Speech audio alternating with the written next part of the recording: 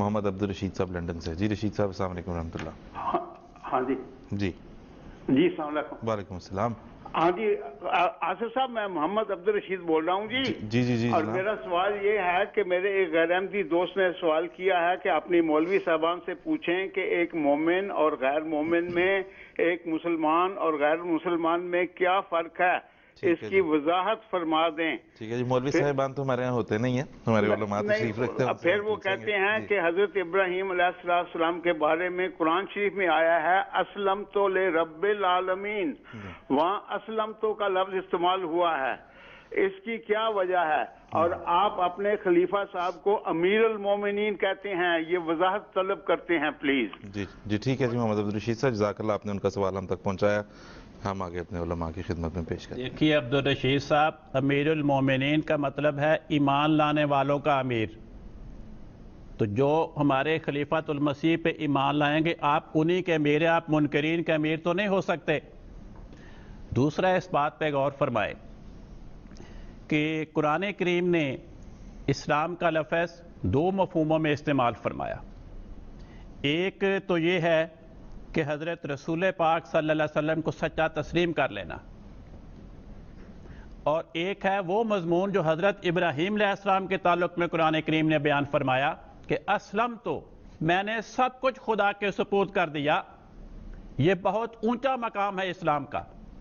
چنانچہ دیکھیں حضرت رسول پاک صلی اللہ علیہ وسلم جب ہجرت کر کے مدینہ میں تشریف لائے تو آپ نے حکم دیا کہ مدینہ میں مسلمانوں کی مردم شماری کرائی جائے، کیونکہ مدینہ کی آبادی ملی جلی تھی، اس میں یہودی بھی تھے، چاند عیسائی بھی تھے، مسلمان بھی تھے، مسلمانوں میں مخلصین بھی تھے، منافقین بھی تھے. تو آپ نے صرف ایک ہی اصول بیان فرمایا کہ کس کا نام مسلمانوں کی فہرست میں درج کرنا ہے. بخاری شریف کی حدیث سے آپ نے فرمایا اکتبوا لی، میرے لیے اس انسان کا نام مسلمانوں کی فہرست میں لکھ لو، من تلفظ بالاسلام من الناس، جو لوگوں میں سے اپنے منہ سے یہ لفظ کہے کہ میں نے اسلام قبول کر لیا. تو آپ اپنے دوست سے یہ گزارش کریں کہ ہر احمدی اپنے منہ سے یہ کہتا ہے کہ میں نے اسلام کو قبول کیا. تو اگر آج حضرت محمد مصطفیٰ صلی اللہ علیہ وسلم کی خاطر مسلمانوں کی فہرست بنے گے، اس پہ میرا نام درج ہو جائے گا. اگر کسی مولوی کی فہرست میں، کسی اسمبلی کی فہرست میں، کسی حکمران کی فہرست میں میرا نام مسلمان کی لسٹ میں نہیں ہے تو مجھے اس سے کوئی سروکار نہیں. ایک اور بات پہ غور فرمائے کہ یہ تو ہے نا ایک سادہ سی تعریف کہ جس نے بھی یہ کہا کہ حضرت محمد مصطفیٰ صلی اللہ علیہ وسلم کو میں سچا مانتا ہوں، اسلام کو سچا مانتا ہوں، وہ مسلمان ہے. لیکن آج ہمارے بھائی کیا کہتے ہیں کہ بے تم کہو کہ تم غیر مسلم ہو. بے غیر مسلم کون ہوگا جو یہ کہے کہ میں حضرت محمد مصطفیٰ صلی اللہ علیہ وسلم کو اور اسلام کو نعوذ باللہ جھوٹا مانتا ہوں. اب اس پہ غور کرے ان کی غیرت ایمانی کہاں گئی. ایک زمانہ تھا کہ اہل اسلام کو اس بات میں خوشی ہوتی تھی کہ میں نے تبلیغ کی، میں نے سمجھایا، میری کوشش کو خدا نے قبول فرمایا، اور اتنے غیر مسلم حضرت محمد مصطفیٰ صلی اللہ علیہ وسلم کو سچا ماننے والے بن گئے. آج تمام فرقے اس بات میں خوشی کا اظہار کرتے ہیں کہ ہم نے اتنے کلمہ پڑھنے والوں کو غیر مسلم قرار دے دیا، اور ہمیں کہتا ہے تم بھی مانو کہ تم غیر مسلم ہو. گویا ہماری زبان سے یہ کہلوانا چاہتے ہیں کہ نعوذ باللہ نعوذ باللہ حضرت محمد مصطفیٰ صلی اللہ علیہ وسلم خدا کے سچے نبی نہیں تھے. بات یہ ہے کہ ہم اپنی جانیں قربان کر سکتے ہیں، اپنے مال قربان کر سکتے ہیں، اپنی عزتیں قربان کر سکتے ہیں، اپنی اولاد کے قربانی دے سکتے ہیں، لیکن کسی قیمت پر ہم حضرت محمد مصطفیٰ صلی اللہ علیہ وسلم کو نعوذ باللہ جھوٹا کہنے کو تیار نہیں ہیں. تو غیر مسلم کون ہوگا جو حضرت محمد مصطفیٰ صلی اللہ علیہ وسلم کو جھوٹا کہے. حضرت بانی جماعت احمدیہ ایک کتاب لکھے ایام الصلح، اس میں آپ اپنی جماعت کو نصیحت کرتے ہوئے فرماتے ہیں کہ ہماری جماعت کو چاہیے کہ لا الہ الا اللہ محمد رسول اللہ پر ایمان رکھے اور اسی پر مرے. تو ہم تو بھائی لا الہ کی خاطر مرنے کے لیے تیار ہے. وہ کہتے ہیں کہ صاحب تمہیں ہم کلمہ نہیں پڑھنے دیں گے، تو اوپر سے پڑھتے ہو اندر سے نہیں پڑھتے. ذرا اس پہلو پہ غور فرمائے. جو انسان اوپر سے کلمہ پڑھے، اوپر اوپر سے اپنے آپ کو مسلمان کہے لیکن دل سے اسلام کا منکر ہو، دل سے حضرت محمد مصطفیٰ صلی اللہ علیہ وسلم کی سچائی کا انکار کرنے والا ہو، شریعت اس کو کیا کہتی ہے؟ منافق کے نام سے موسوم کرتی ہے۔ اب اس بات پہ غور فرمائیں کہ ایک طرف تو ہمارے مخالفین یہ کہتے ہیں کہ ہم تمہیں غیر مسلم مانتے ہیں، ساتھ ہی ہمیں یہ کہتے ہیں کہ تم دل سے کلمہ نہیں پڑھتے، اوپر اوپر سے کلمہ پڑھتے ہو۔ بھئی دونوں میں سے ایک پہلو اختیار کر لیں، یا ہمیں غیر مسلم کہیں یا ہمیں منافق کہیں۔ دونوں فتوے بیک وقت ایک ہی زبان سے ہم پہ نہیں لگ سکتے، یا ہمیں غیر مسلم کہو یا ہمیں منافق کہو۔ اگر ہم منافق ہیں تو آئیے ذرا دیکھیں کہ قرآن پاک کیا کہتا ہے منافق کون ہوتا ہے۔ قرآن پاک میں ایک سورت کا نام ہے سورت المنافقون ہے۔